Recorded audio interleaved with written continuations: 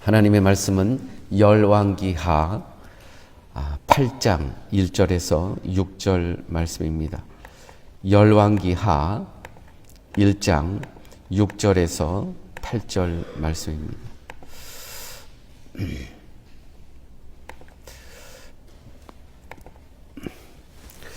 엘리사가 이전에 아들을 다시 살려준 여인에게 이르되 너는 일어나서 내 가족과 함께 거주할 만한 곳으로 가서 거주하라. 여호와께서 기근을 부르셨으니 그대로 이 땅에 7년 동안 임하니라 하니 여인이 일어나서 하나님의 사람의 말대로 행하여 그의 가족과 함께 가서 블레셋 사람들의 땅에 7년을 우거하다가 7년이 다음에 여인이 블레셋 사람들의 땅에서 돌아와 자기 집과 전토를 위하여 호소하려 하여 왕에게 나아갔더라. 그때 왕이 하나님의 사람의 사환 게하시와 서로 말하여 이르되 너는 엘리사가 행한 모든 큰 일을 내게 설명하라 하니 게하시가 곧 엘리사가 죽은 자를 다시 살린 일을 왕에게 이야기할 때에 그 다시 살린 아이의 어머니가 자기 집과 전토를 위하여 왕에게 호소하는지라. 게하시가 이르되 내 주 왕이여 이는 그 여인이요 저는 그의 아들이니 곧 엘리사가 다시 살린 자니이다 하니라. 아멘. 오늘 이 말씀은 한 여인의 이야기가 나오죠. 이 여인이 누구냐 하면은 열왕기하 4장에 등장하는 수넴 여인입니다. 우리가 같이 말씀을 나눴던 기억이 나실 겁니다. 한 수넴에 있는 한 여인이 엘리사라는 이 하나님의 사람을 위해서 자기 남편에게 이야기를 합니다.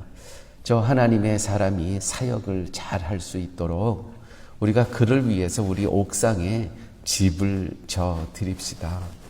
그렇게 하고 침상이며 또 책상이며 촛대며 그 옥상에 필요한 이 하나님의 사람이 거하는 그곳에 필요한 모든 것을 다 준비해서 넣어주고 하나님의 사람이 그 마을에 와서 사역하기 편할 수 있도록 이렇게 제공했던 여인이 바로 이 여인이었습니다. 근데 이 여인이 남편은 늙고 자식이 없는 거예요. 이 이야기를 하나님 엘리사는 그 게하시라는 이 종으로부터 듣습니다. 그래서 하나님 앞에 간구해서 아들을 얻게 되죠. 그런데 이 아들이 죽습니다. 그런데 이 엘리사가 또 하나님께 기도함으로 이 수넴 여인의 아들을 살려 놓았죠. 이 이야기는 우리가 4장을 통해서 알고 있는 내용입니다. 오늘 말씀 엘리사가 이전에 아들을 다시 살려준 여인에게 이르되 지금 이 상황은 어떤 상황이냐면 열왕기하 6장 7절에 이 아람 군대가 이 여리고성을 둘러쌌습니다. 그러니까 먹을 것이 없는 거예요. 어떤 상황이냐 하면은 막 비둘기 똥도 먹을 게 없으니까 하다못해 비둘기 똥조차도 사 먹었다는 기록이 있지 않습니까? 하물며 비둘기 똥조차도 사 먹었다면 뭐 소똥, 염소똥 안 먹었겠습니까? 오직 먹을 것이 없으면 거기다가 우리가 지난 시간에 들은 것처럼 아이들을 참 성경의 기록이 좀 민망할 정도로 아이들을 삶아 먹을 정도로 그렇게 궁핍한 기근이 있었던 그런 시간이었다는 것이죠. 그때 엘리사가 이전에 아들을 다시 살려준 여인에게 이르되 그 수넴 여인도 바로 이 고장에 있었다는 것이죠.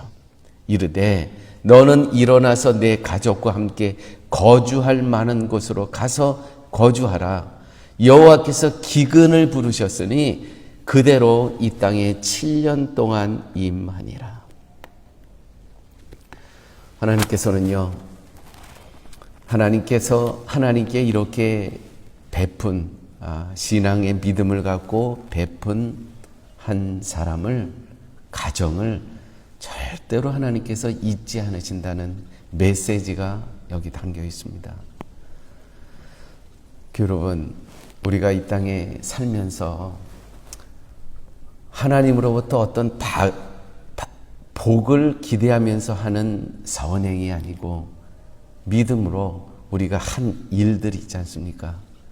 또 특별히 그리스도께서 피값으로 사신 교회 공동체를 위해서 어떤 무엇을 바라고 한 일이 아닌 그러한 선한 일들, 또 우리가 직장과 일터와 가정에서 살아가면서 우리의 이웃들, 현지인들을 위해서 그리스도의 사랑을 갖고 나눈 선행들, 하나님께서는요 다 기억하고 계신다는 것이죠. 그래서 이렇게 기근이 왔을 때 7년 동안 이제 기근이 올 거다. 특별히 이 수넴 여인에게 이야기를 하지 않습니까?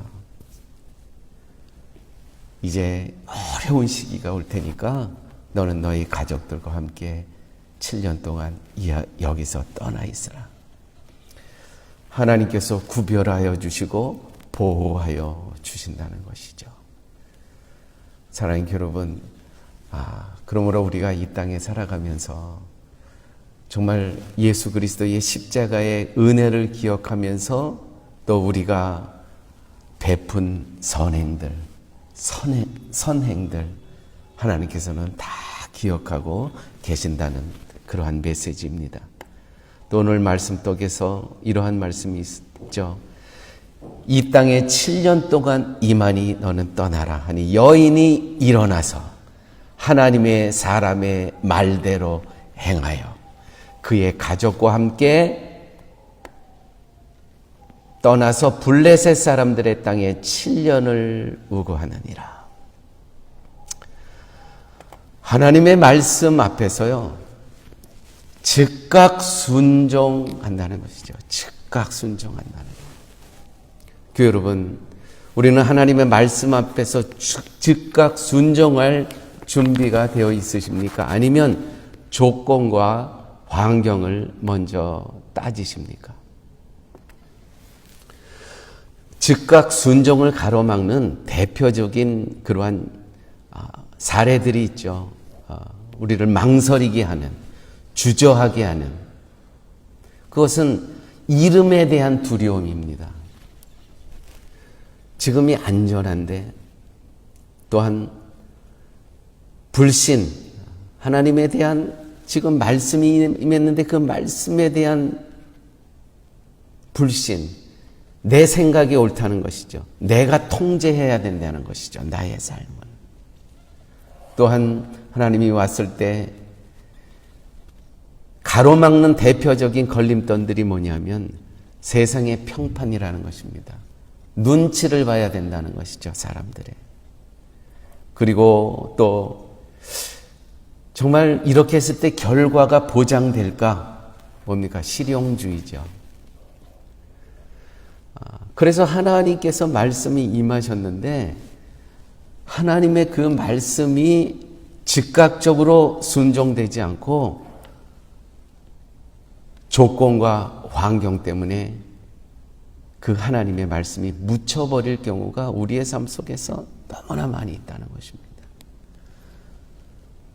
그러니까 하나님께서 하신 일들이 나의 생각과 나의 고집과 나의 주장 때문에 그것이 그냥 묻혀버리는 경우가 참 많이 있다는 겁니다. 그런데 오늘 수넴 여인은 하나님의 사람 엘리사의 말씀이 임하자마자 즉각 블레셋 땅으로 이주하는 그러한 모습이 나오고 있습니다. 사랑하는 여러분, 순종도 훈련입니다. 어느 날 갑자기 순종이 안 되는 겁니다. 정말 우리 신앙생활의 가운데 정말 필요한 것은 순종의 훈련입니다. 순종은요, 구원의 조건은 아닙니다. 그러나 성화의 수단이 된다는 것이죠. 우리가 조금씩 조금씩 하나님 앞으로 더 가까이 십자가 앞으로 더 가까이 나아가는 그 길은 순종밖에 없다는 것이죠. 그래서 우리가 기도할 때 이런 기도가 필요합니다. 주님, 제 안에 두려움과 통제의 욕구, 욕심을 제압하여 주시고 하나님 앞에 즉각 반응하는 믿음을 허락하여 주시옵소서.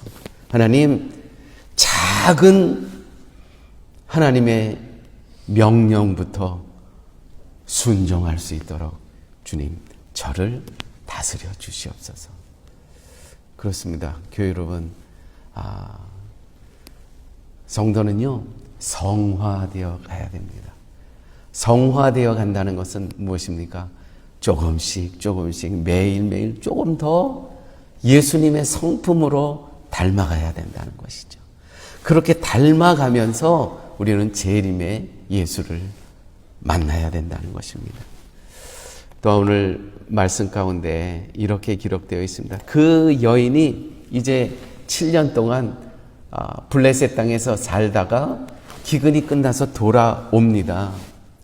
근데 돌아올 쯤 돼서 어떤 일이 일어났냐 하면은 왕에게 내가 7년 동안 이제 떠나 있었기 때문에 그 엘리사를 제공했던 그 옥상에 집을 지었던 그 집이 있었을 거 아니에요. 그 집을 다른 사람이 살고 있는 거예요. 돌아와서 이제 그 집이 나의 집이었기 때문에 7년 동안 떠나 있지만 이렇게 이야기를 합니다. 오늘 본문에 7년이 다음에 여인이 블레셋 사람들의 땅에서 돌아와 자기 집과 전토를 위하여 호소하려 하여 왕에게 나아갔더라. 그 땅을 다시 돌려받기를 원합니다. 어떤 사람이 차지하고 있는데 바로 그때에 왕이 하나님의 사람의 사환 게하시와 서로 말하여 이르되 너는 엘리사가 행한 모든 큰 일을 내게 설명하라. 아니 마침 그때 엘리사에 대해서 이 왕에게 하나님께서 마음을 주셨어요. 엘리사가 도대체 어떤 사람이냐 나에게 좀 얘기를 하라니 게하시가 곧 엘리사가 죽은 자를 다시 살린 일을 왕에게 이야기할 그때에 바로 그 다시 살린 아이의 어머니가 자기 집과 전토를 위하여 왕에게 호소하는지라. 아니 세상에 이렇게 절묘한 시간이 있을 수 있습니까? 사랑하는 여러분, 우리의 삶 가운데 내 삶에서 우연처럼 보이는 섭리를 통해서 하나님의 흔적이 있다는 거. 정말 이 일은 정말 하나님께서 하시는 일이구나. 아니 어떻게 마침 7년 갔다 왔는데 마침 그때 들어오기 바로 전에 이 여인이 이 왕과 게하시가 엘리사에 대해서 이야기하는 거예요. 그 여인을 기억할 수 있게 바로 그 시간에 정말 하나님의 연출은 정말 너무나 놀랍습니다. 여러분 여러분 삶 가운데 이와 같은 일들 없으십니까? 이거는 우연이 아니라는 것이죠. 이거는 우연처럼 보이지만 이건 섭리라는 것입니다. 섭리라는 거. 제가 한국을 떠나고 한 20년 지난 다음에 한국을 잠시 방문할 기회가 있었습니다. 그때 이제 친구를 찾아갔는데 나중에 들은 이야기예요. 그 친구가 수도국에서 일하고 있었는데 자기 동료들과 이런 이야기를 했대요. 내 친구 중에 20년 전에 파라과이라는 나라로 이민 간 친구가 있는데 그 친구의 이야기를 하고 있었더랍니다. 그런데 그 이야기를 하고 있는데 전화가 왔대요. 아니 여기 어떤 사람이 찾아왔는데 그 친구 이름이 남민호인데 남민호 씨 와서 좀 받아보시라고. 근데 이렇게 봐갖고 저하고를 통화를 하는 거야. 근데 그 친구가 정말 경악을 하더라고요. 아니 지금 막 내가 너 이야기를 했는데 어떻게 지금 전화가 여기 도착을 하냐. 여러분, 그 이후로 거의 30년 동안요, 이 친구가 매월, 그렇게 큰 돈은 아닙니다, 한국 돈 5만 원 30년 동안 매월 입금을 해주는 거예요. 매월. 여러분, 삶 가운데 이게 우연입니까? 아니면 필연입니까? 우리의 삶 가운데 이런 경우 있습니다. 그래서 로마서 8장 28절 말씀입니다. 하나님을 사랑하는 자, 곧 그 뜻대로 부르심을 입은 자들에게는 모든 것이 협력하여 선을 이루느니라. 할렐루야. 사랑하는 여러분, 정말 특별히 우리 성도의 관계가 그런 것 같아요. 내가 어쩌다가 사랑의 교회를 왔다고 여러분 생각하십니까? 내 힘으로, 내 뜻대로 왔다고 생각하십니까? 아닙니다. 우리 사랑의 교회 하나님께서 우연이 아니고 하나님의 섭리 가운데 하나님께서 인도해 주신 겁니다. 또 특별히 성도들하고의 관계, 세상에 많은 사람들이 있습니다.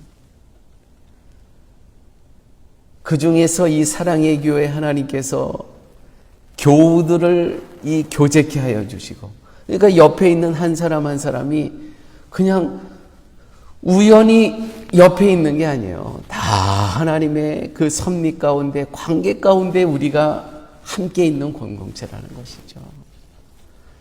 여기 이게 보통 관계입니까? 우리의 혈연의 관계는 저기 미국에 있고 한국에 있고 떨어져서 우리가 임종할 때 못 만나는 경우가 허다합니다. 우리가 정말 끝까지 갈 하나님의 섭리 가운데 함께 가야 될 관계는 누구냐 하면 성도예요. 사랑의 교회 성도들. 이거는 결코 우연이 아니고 하나님께서 맺어주신 섭리라는 것이죠. 그러므로 얼마나 소중합니까? 여러분, 한 분 한 분들이. 보세요. 엘리사, 하나님의 사람 엘리사와 이 수넴 여인의 관계를 보세요. 오래전에 그런 일이 있었어요. 계속 아마 교제가 됐었을 거죠. 이렇게 큰 일이 있을 때 또 하나님의 사람에게 이야기를 해주고, 오늘 말씀을 통해서 하나님께서는 하나님의 나라와 교회와 선교를 위하여 선행한 것을 결코 잊지 않으신다. 결코 잊지 않으신다. 내 대에서, 내 다음 아들 때에서 내 손주 손녀들에게 그 선행은 하나님께서 갚아주신다는 것이죠. 두 번째, 우리가 이 땅에 살아가면서 우연은 없습니다.